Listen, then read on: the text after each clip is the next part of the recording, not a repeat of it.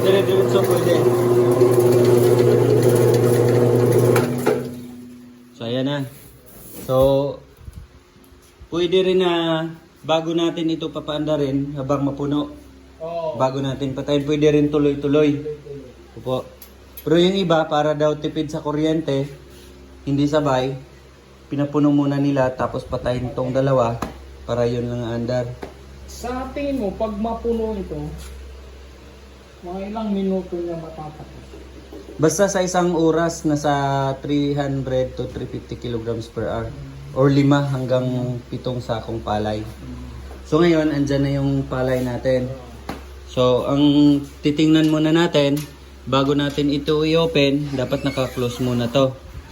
And then, itong switch, merong siyang dalawang switch sa malaking makina at itong sa maliit na makina.